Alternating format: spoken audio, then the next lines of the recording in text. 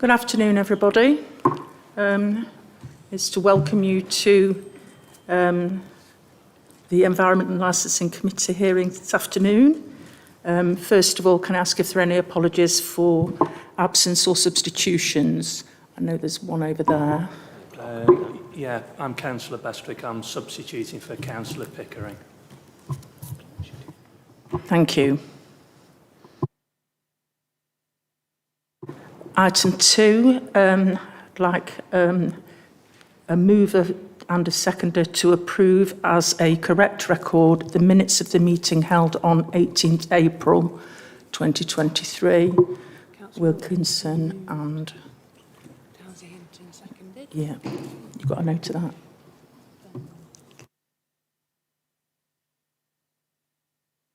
Item 3, are there any declarations of interest? No.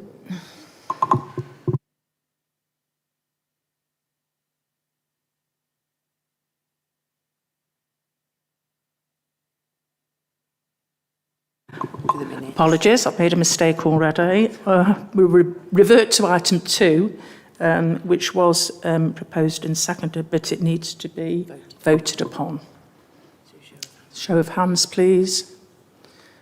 Thank you.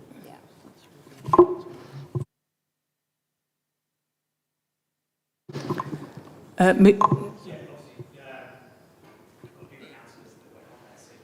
can't hear you. Apologies. We've got new councillors that weren't on the committee, and I wasn't on the committee last time, so do we need to abstain or just take no vote on that? Okay, just thank you. Just.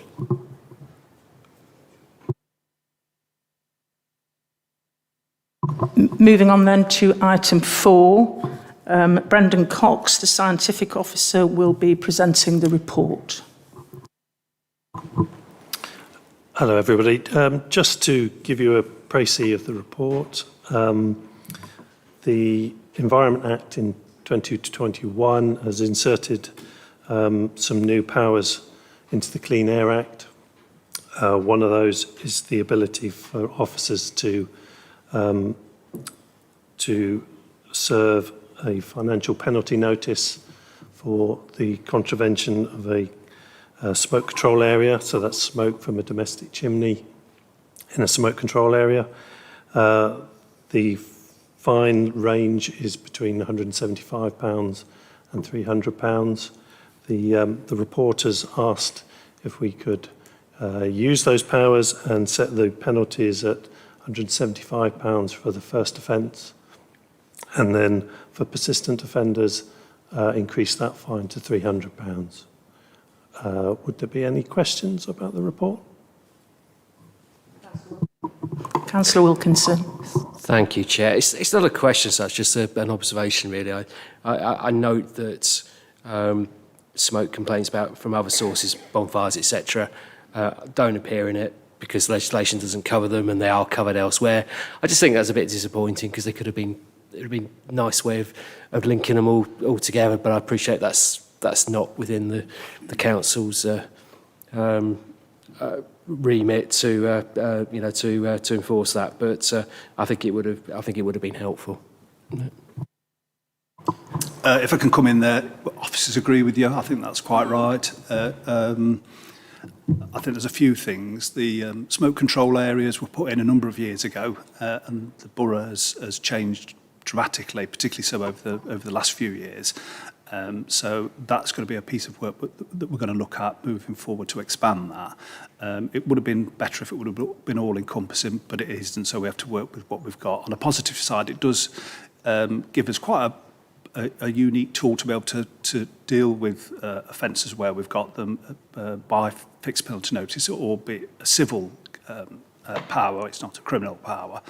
And as you say, bonfires and other nuisances sit fairly with the Environmental Protection Act under statutory nuisance, so we've kind of cased them up there nicely. So yeah, it's often how these things happen. I think legislation does change, and not in a way that officers would like it. I suppose government has consulted and listened to both sides of the argument, so that's the position we find ourselves in. But yes, I agree with you as well. Councillor Scroggy. Yeah, can I just it would be remiss not to ask, but what is the minimum amount the legislation allows for a fine for the first time offence? Is there a minimum amount? The minimum amount is £175.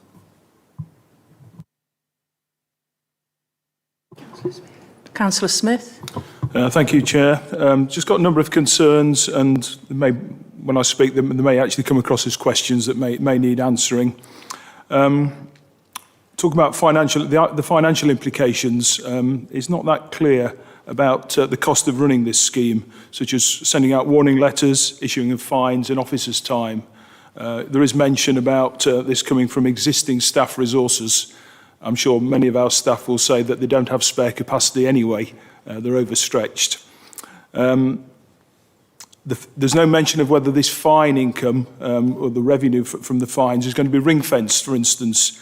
Will it be reinvested in environmental projects, or will it just go into the pot? Also, probably more importantly, the Conservative group, we're not very comfortable about fining low-income families who are using other fuels to heat their homes whilst the cost of energy is so high. Sort of my fourth point, the report mentions 41 smoke control areas across the borough. I know they're visible on the website, but do residents actually know whether they live in one of those? And my final point, the report doesn't mention any education programme that's going to be deployed to households within those smoke control areas, of advising them of approved and non-approved fuels. It sounds to me like the first and only notification they'll have of this policy is when they're the first offender. And that will then require an immediate change of how households are heated to avoid any fines, rather than advance warning of the policy that comes into effect. So to sum up, is it a bit of a sledgehammer to crack a nut?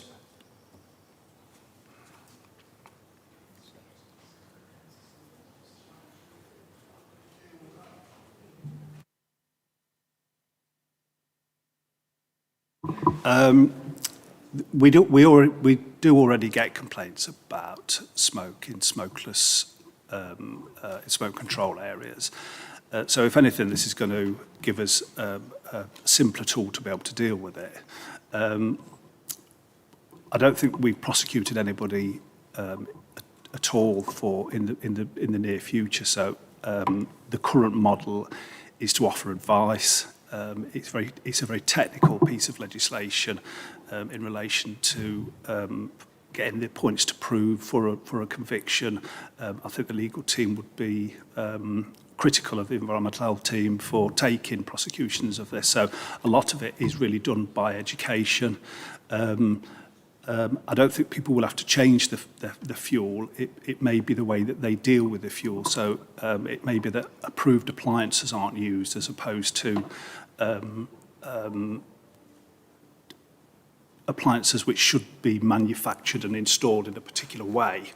I also think that if people are just burning, freshly cut wood on an open fire in a residential area, then that is something that anybody would expect the council to be able to deal with.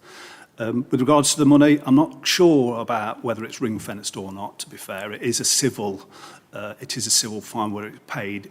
It's likely to be paid into a general budget within the Environmental Health Department, so it probably would find its way back into the community one way or another. I don't think we will be looking to penalise people for using an alternative fuel. And with regard, I can't remember all the points you raised, Councillor Smith, so I'll try and work my way through them.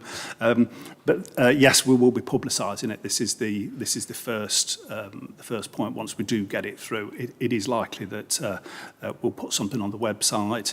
I say. We do often look to give a warning beforehand. That's why there's a staged approach. So you would likely to get, I think you'd have 3 contacts with the council requesting you not to do a breach of the legislation before we would have to do a fine. And then I think if you breached again after getting a fine, that's when you get the maximum fine. So as with all these pieces of legislation, we're not looking to go out there to victimise people. It's really just a power to help us to deal with complaints when we do get them at the council, if that helps. Yeah, thank you for that answer.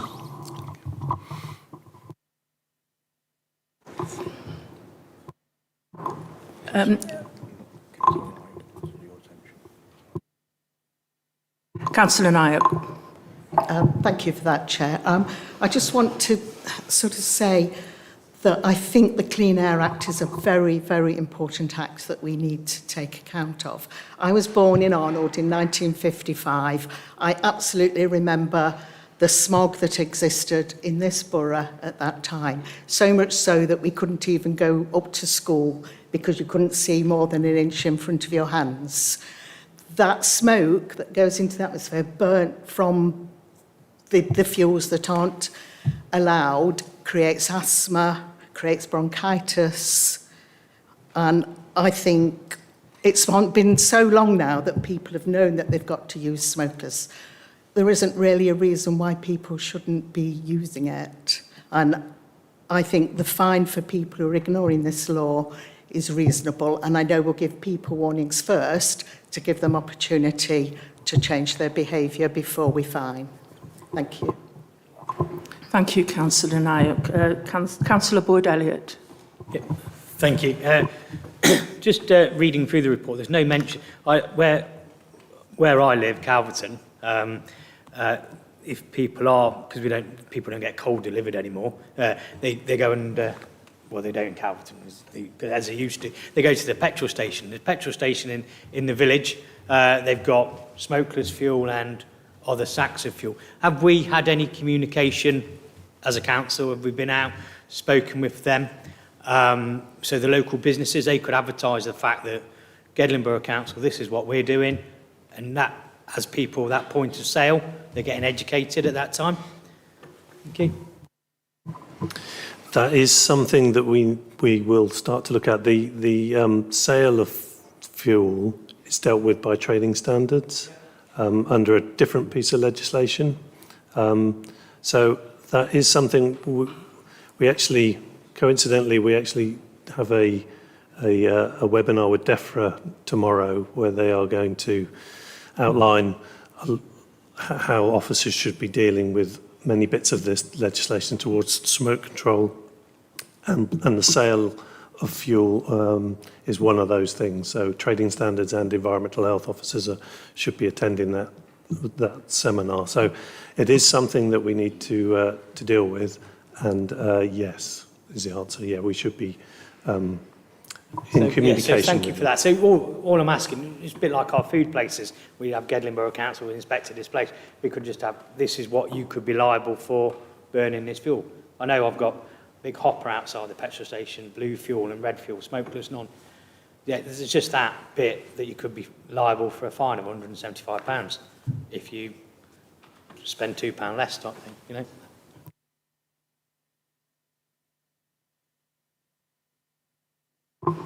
Any further questions?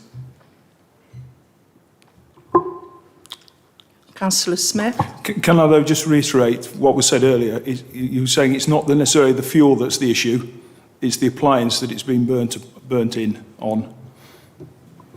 Well, it could be both. So it could be wood on an open fire, or it could be wood or another substance which is in an appliance which is not been installed properly. So if you was to get a wood burner and you was to buy a cheap wood burner and it wasn't to be installed properly and it was allowing smoke to be dispersed, then that could be the same, or you might want to. So it could be both. It could be the appliance or it could be the wood. And I think you're quite right to point out it is complicated, and these are challenging times for people, and we need to get the message out there. And with all of the areas of environmental health, I'm very keen to ask politely first, educate, talk to people. We've got a good team in the environmental health department, and I often hear them talking to people and point them in the right direction about we'll give them approved appliances appliances, and it works well because we don't have to take enforcement against people. But it's a balance between protecting lungs, particularly young lungs which are developing, and looking, offering advice to the community about how to keep themselves warm. So it's a balance which we take quite seriously.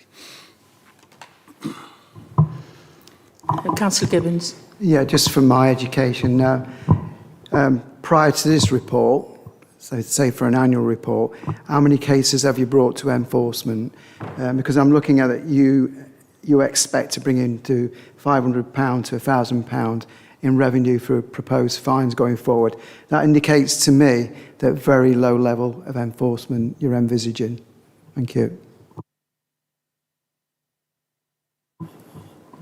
Off the top of my head, I think we looked at that and thought that the three strikes and the education would do the job, and we wouldn't need to fine people. I think that was where we came from, with, in essence, plucking a figure out of thin air, if you excuse the pun. So yeah, it was a best guesstimate. Thank you very much. I think as just to go along with that, I think as it says in the report, and as Brent highlighted, the issues previously have been the standard of proof for enforcement has been so high, it's been extremely difficult to do. And so these changes that were introduced, the civil penalties, it gives a little bit more power to the authority to try and police this a little better. And with that comes the education, and it has been a number of years where this has been the case. But with the complaints that we may have, it obviously gives that extra oomph, as it was, to get people to do the right thing. But obviously it's an unknown, and the hope is that there won't be fines being handed out left, right and centre. It's a case of education to prevent the need, but to protect the environment as well. Anybody else? Thank you again, Chair. I'd like to ask if this report could go back again and further wording added to it, particularly about the education side and possibly about the ring fencing of any revenue. I agree with Councillor Nyuk. Yes, but of course we all want to protect people's lungs, and we're not suggesting that we don't have this legislation. But I'd like, and I do, on the face of it, I do believe, officers, that you don't want to fine people. But I'd just like to see this that actually written down somewhere, rather than just a verbal agreement. Thank you. Councillor Wilkinson. I'm sorry, I have to disagree with that. Thank you, Chair. We've already deferred this item once from the last meeting of this body, because it was deemed as being too political in the run-up to the election. Deferring it again will just introduce another unnecessary delay. We have a commitment to education and looking at trying to avoid prosecution wherever and enforcement wherever possible. I'm content with that. I also don't think there's any necessity to ring fence the fines, which I anticipated to be at a very low level anyway. I think we should just get on and vote on it today. Councillor Nyuk. Yeah, thank you. I just want to say I disagree with deferring as well. I think we're not asking to change the Clean Air Act here, or I don't think even at this point we're changing the areas that are currently covered by it. But I admit I've got a log burn myself, and when I had a certificate from DEFRA, I had a silver plate that goes with it to prove that it's the correct type of fire, all loads of information on the sort of fuels that I can burn in that. So the information is easily available to people.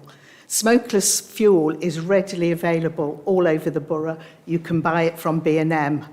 So there's not an access problem for people. It's not even a particularly pricing, because B&M is quite cheap anyway, and it's the proper fuel. So I think, and the dangers with the smoke of the asthma and the bronchitis are serious issues. And over time, people perhaps have forgotten the rules, and it is up to us to re-educate to some extent. But I don't believe that's reason enough for us to defer this. Thank you. Thank you. Councillor Gibbons. Yeah, I have to agree. I would be against deferment. In terms of education, I'm looking at Appendix A and the flow diagram of process. I think there's enough information there that would be readily available for most people. In terms of ring fencing the money, it's such a small amount of money. It would seem a shame to put back the report on for such a small amount of money. Thank you. Councillor Smith.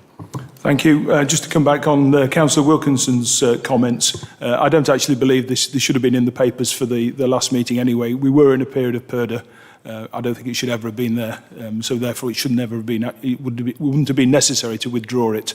Secondly, I still believe, and I made this point earlier, fining people on low income who are struggling to pay bills during an energy crisis doesn't sit easily with me. It may do with Councillor Wilkinson, but it certainly doesn't with me. I'd like to respond to quite a few of your comments, please, if I may, Councillor Smith. As far as this legislation, to my mind, isn't meant to punish people who are poor, and it doesn't exclude people burning anthracite or smokeless coal on an open hearth. That facility is still open to them. It doesn't mean that they can't do that. The purpose of this legislation, to my mind, is to stop people burning things that produce black, acrid smoke. There's somebody on my street that does it. You go out and it catches in your throat. If you're poorly, you've got asthmatic difficulties, there's no escape from a neighbour who behaves that way repeatedly throughout the winter. There is no escape. So there needs to be some form of enforcement. As far as to go back to the flow chart, the first thing, like I said, this is just to educate people in the first instance. So first, there has to be a substantial amount of smoke detected and recorded. Then, usually there's a knock-on. By the way, we'd prefer it if you desisted from that. If that continues, a written warning, an improvement notice is then issued. If the person stops emitting, no further action is taken. If they continue to emit, then the notice is produced, is issued. So, to my mind, that's ample opportunity. This is to stop people who repeatedly and flagrantly make life uncomfortable for others. As far as the low-income families are concerned, I will go back to that because my ward is a particularly poor one. It says on page 13 of the report that it was considered that the environmental, air quality and health benefits of implementing this proposal outweigh any detrimental effects for fuel-poor households, and that the environmental and technical officers regulating this function have access to the information to refer residents for home energy efficiency and heating measures to mitigate any detrimental impacts on fuel-poor households. So I hope that helps to clarify a little bit. Councillor Nayuk. Sorry, I'll just say one more thing. That I don't, a log burner, well, a multi-fuel burner, I put in my house to reduce my fuel bills. And they have been reduced quite considerably by me using the multi-fuel burner instead of a gas fire. So I would dispute the fact that it discourages and doesn't help poor people because, as I've said, the fuel is readily available in shops like B&M. And I think I spent, I don't know, it was about £20 for 3 big bags, and that lasted me half of the winter. So Yeah, so I would dispute that we're disadvantaging the poor by doing this. We would hurt them more by them being ill and then having to use the NHS. Thank you. Thank you. Anybody else? No? Lovely. Okay, can I have a mover? Is that right? Yes? Or can I move then, please, that this proposal is adopted? And can we go to a vote, please? All those in favour? 8 and against? Abstentions? Thank you. Carried. Okay. Item 5 on the agenda. I don't have any other items that I consider urgent. At this point, we go to item 6, which is the exclusion of the press and public. So I move that under section 100A, subsection 4 of the Local Government Act 1972, the public and press be excluded from the meeting during consideration of the ensuing report on the grounds that the report involves the likely disclosure of exempt information as defined in paragraph 7 of part 1 of schedule 12A of the Local Government Act 1972. I have a mover, please. Thank you. Seconder. And a vote. Do we vote on this? Yeah. And a vote, please. Those for. Thank you. Unanimous. Carried. And off.